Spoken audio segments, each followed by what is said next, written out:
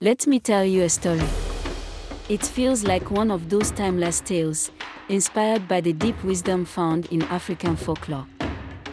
Imagine a vibrant kingdom called Amalu, where a young ruler, Prince Garba, held power. He was strong, and his mind was as sharp as a spear. But he was also incredibly proud, convinced his royal blood made him better than everyone else.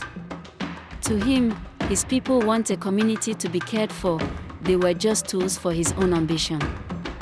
The council elders, men with wisdom etched into their faces, would try to offer him advice, their voices gentle as they remembered his kind and just father. They talk about the needs of the farmers or the whispers in the market. But Prince Garba would just laugh, his voice dripping with scorn. "You old fools," he'd sneer, "you're clinging to the past. I'm not my father, and I don't need your advice. I rule this kingdom, and no one will question me." His words fell like stones, silencing generations of wisdom and planting fear where respect used to grow. Garba's rule didn't start with celebrations, it started with a clenched fist. He demanded crushing taxes to build a palace that would dwarf the humble homes of his people. He forced farmers to give up more of his harvest, leaving their own families with dwindling supplies. Then, the river flooded, washing away the main bridge that connected the village to the farmlands. The people, their hearts heavy with worry, came to him for help. They needed wood from the royal forest to rebuild before the planting season was lost. Garba, lounging on his throne, barely listened. "The royal forests are mine," he announced. "If you want a bridge, you pay for the wood with whatever you have left." He dismissed the elders' pleas. He didn't see their desperation as a problem to solve but as a chance to flex his power. He thought a king's strength was measured by how much he could command and how much fear he could inspire. Loneliness became his closest advisor and arrogance his only law.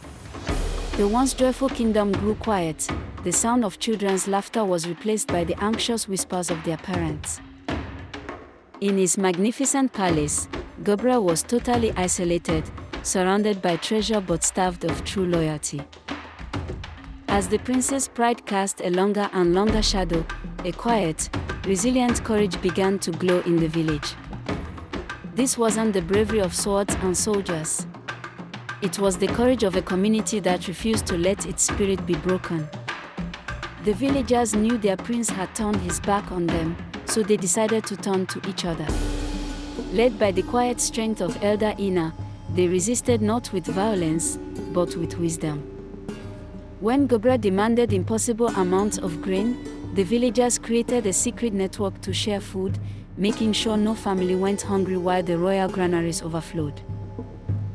When he refused to give them timber for the bridge, the community gathered what they could. Men, women, and even older children worked side by side, using old, forgotten techniques to build a smaller, yet steady, bridge. They didn't shout their defiance. Instead, they framed their work as honoring the old ways, a tribute to the peace they knew under Garba's father. Their unity was a silent, powerful challenge to the prince's tyranny, a testament to the idea that true bravery means protecting each other and holding on to your values. The turning point came with the dry season. The Harmattan winds blew hot and dusty, and the river shrank to a weak little stream. The community's shared supplies started to run out, and the threat of famine became terrifyingly real. Prince Garba, safe in his palace with his full granaries, had no idea. Or maybe he just didn't care. He saw the suffering not as his responsibility, but as his people's failure. One day, he rode into the market square, furious that his latest tax demands hadn't been met. He saw the exhausted faces and worried eyes of his people, and it just made him angrier. "You defy your king," he roared. "You claim to honor my father's memory, but you dishonor his son." That's when Elder Ina stepped forward. His voice was calm but firm. "Your Majesty," he said, "we honored your father because he honored us. He listened. But Gobra, blinded by his own rage, ordered his guards to seize the elder. And in that moment, something shifted. The entire village moved as one, forming a silent, unbreakable wall of bodies around Ina. No weapons, just linked arms and steady eyes. Gobra had a choice: unleash his guards on his own people, or face the fact that while he had their obedience, he didn't have an ounce of their loyalty. For the first time, he saw that his throne was standing on a foundation of sand. In that heavy silence, it finally hit him. In his quest for absolute power, he had made himself completely powerless. He ruled a kingdom of people who couldn't stand him. His grand palace wasn't a symbol of strength, it was a monument to his own loneliness. Looking at the united faces of his people, he no longer saw defiance. He saw the spirit of Amalu, a spirit he had tried, and failed, to crush. Slowly, he got off his horse. In a move that shocked everyone, he walked to Elder Ina and bowed his head. "You are right," he said, his voice cracking with years of buried shame. "I have been a fool, arrogant and blind." He sent his guards away and spent the rest of the day just listening. He listened to the farmers' fears about the drought and the mothers' worries for their children. That day, Prince Gobra began a new journey, not to reclaim his power, but to finally earn his place among his people. He opened the royal granaries. He walked alongside the villagers to deepen the wells. He was no longer just a prince, he was on his way to becoming a leader.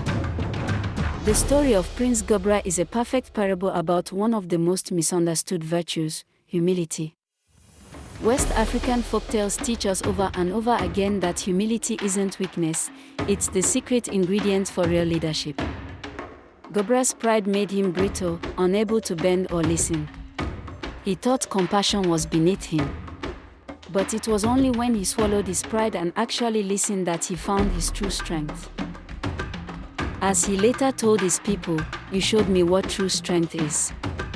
A king is only as strong as the people who believe in him. And that's the core lesson here: pride builds walls, but humility builds bridges. It allows you to learn, to adapt, and to actually connect with people. In our own lives, whether you're leading a company, a family, or just yourself, arrogance closes you off. But humility gives you the grace to admit when you're wrong and the wisdom to learn from others, turning every single person you meet into a potential teacher. But Gobra's journey is only half the story. What about the villagers? Their actions teach us something just as important about bravery. Their courage wasn't loud or flashy. It was quiet, collective, and incredibly smart. It was the courage to stand by their values against an unjust ruler, using their wits as their primary weapon. This kind of bravery is celebrated all over West African lore, and it's perfectly embodied by a real historical figure, Queen Njinga of Nongo and Matamba. In the 17th century, she was a brilliant ruler fighting to protect her people from Portuguese colonizers. Her bravery wasn't just on the battlefield, it was in her sharp, strategic mind. In one famous meeting, Portuguese ambassadors tried to humiliate her by not offering her a chair, forcing her to stand. She didn't argue. Instead, she calmly ordered one of her servants to get on all fours, and she sat on him as if he were a throne. With one single, brilliant move, she asserted her power and refused to be seen as anything less than their equal. That's the kind of bravery these legends teach, a courage that's intelligent, resilient, and rooted in an unshakable sense of self-worth. Of course, you can't talk about West African wisdom without talking about the famous trickster, Anansi the spider. One of the best stories about humility is the one where Anansi decides he's going to gather all the world's wisdom and keep it for himself. He scurries around, collecting every bit of knowledge he can find, and stuffs it all into a big clay pot. His genius plan: to hide the pot at the very top of the tallest tree. He ties the pot to his stomach and starts to climb, but it's a disaster. The pot keeps banging against his knees and getting in the way. He struggles and slips, getting more and more frustrated. Down below, his little son is watching him. "Father," the boy calls out, "wouldn't it be easier if you tied the pot to your back?" Anansi is stunned. The solution was so simple, so obvious, but he'd been too proud to see it. He realized that hoarding wisdom had actually made him a fool. In a fit of frustration, he drops the pot, and it shatters on the ground, releasing all the wisdom back into the world for everyone to share. The story is a powerful reminder that no one person has all the answers. True wisdom isn't knowing everything, it's being humble enough to learn from anyone, even a small child. So when you put the stories of Prince Garba, Queen Njinga, and Anansi together, what do you get? You get a roadmap. These aren't just old tales, they are guides for navigating our own modern lives.